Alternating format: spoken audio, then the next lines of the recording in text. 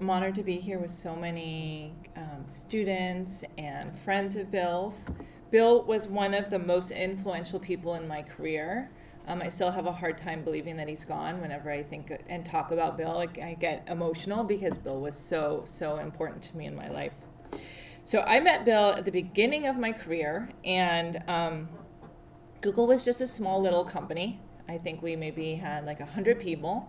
Is that about right, Jonathan? 100 people? Less? Okay. And he was brought in to advise the whole company. And when I say the whole company, I mean like the board, the management team, and everyone else who worked there, including me, who was just like at that point like a junior person, just a regular person in the company. And his goal was to make Google a better, stronger company. But you have to realize that we had like a lot, we had Sergey and Larry, we had Eric, who was our CEO. Like these were very experienced people, and yet somehow Bill was going to come in and was going to make everyone a better company, a better leader, a better employee, right? This is like a big task. I mean, can you imagine if we said that to you? Like you're going to come in, you're going to advise the board, you're going to advise these founders, right, who went to Stanford, who knew a lot, turns out. And he did it. He was like a family member at Google in terms of advising us and making us all better people and better leaders. And not only was he an advisor to us, but he was also an advisor to so many other companies in the Valley. Apple probably being the best known one, and Steve Jobs as well.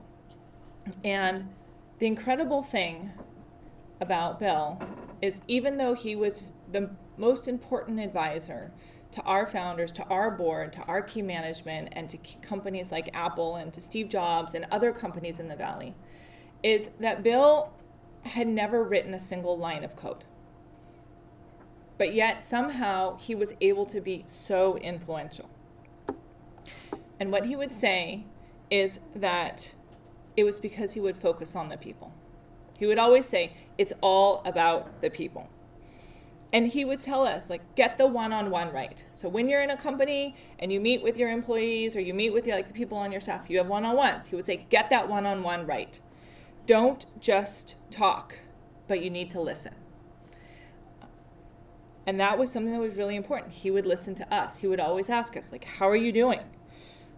He would listen. He was there. He would hear things from people that we wouldn't necessarily hear if you weren't asking and you weren't listening. And then he would always come up and he would hug everyone. And you may have already heard this, but just so you know, like in tech companies, like, we don't usually go around hugging each other, okay, as a morning greeting. And yet he somehow would come up and kind of like hit us on the shoulder or like start hugging us. And he did that to everybody. Like everyone in the company was hugged by Bill Campbell. And they liked it, and they would hug him back, which says a lot about Bill, that he was so warm, so welcoming, so important, and really a part of the Google family. Now, what he also focused on was the team, and he focused on how important it was for us all to be working together, that a team coming together of hardworking people was so much more transformative than what any one person could do. Now, he learned this in sports. He learned this as a coach, but he brought it to Google. He brought it to the companies of the Valley. And he focused on us working together about not just thinking about ourselves, but thinking about how we could contribute to the team, how we could pass the ball to each other, figuratively, literally. And I can say that after being at Google for all this time, I've been at Google now for 19 years, that it's the togetherness. It's the fact that we are a well-coordinated team, that everyone plays as a team, that the management teams plays as a team. That's what's made a big difference. And it can make or break a company. And Bill brought this importance. It doesn't matter how great you are as an individual contributor, but if you are not working as a team, then you can't be contributing to the company in a meaningful way. And Bill emphasized that teamwork was more important and that we all needed to play together, focused on going on the same direction. Now, Bill was not always, it wasn't like he was always warm, harmonious, Like, he would tell you when you screwed up.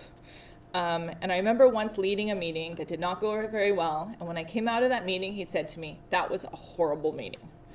And you know what? He was right. It was a horrible meeting. And it was good that he was giving me feedback that this was something that didn't go well. And I knew when he said it to me, it wasn't that he was saying it to me to be mean or to be critical. Like, he was telling me so I could be a better leader, so I could recognize that and say, yes, it did not go very well.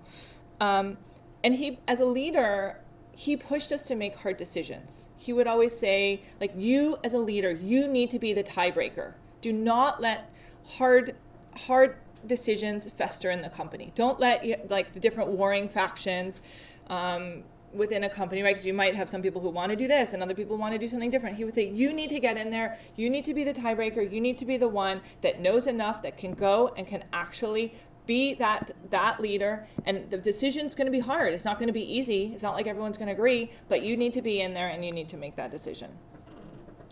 Now, he was also a big supporter of women and diversity in the workforce. And I heard him numerous times in management meetings speak up about that.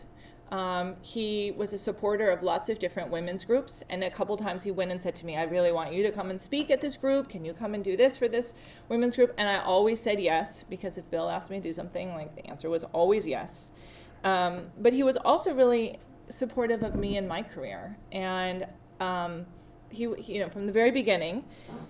But I think one of my favorite examples of this is when I first started being the CEO of YouTube. There was this event that had a lot of key people in tech and media. And I really wanted to go to this event, and it was really hard to get an invite to this event. And I could not get an invite to this event. I tried for months. I called lots of people, and I could not get an invite to this event. So I finally called Bill. And Bill this was a point actually later in his career. He was already sick. But I called him. And first thing he said was, like, a whole bunch of swear words, which I won't go into now. Just like a whole bunch of swear words came out of his mouth. And then he said, of course you should be there, right? Which reaffirmed to me that, yes, I was right to be fighting for this. I was right to be at this event. And then he said, this makes me so angry. And then I heard click.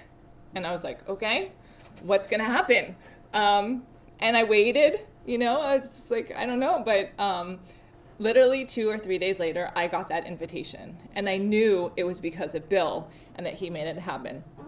And so when I went to that event, I took a picture of myself there and texted it to him and said, thank you.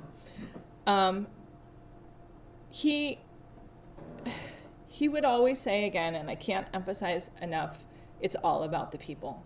And you have to remember that this phrase, all about the people, is coming from a company that is focused on the future of technology, right? We're focused on AI, on self-driving cars, on hardware, software.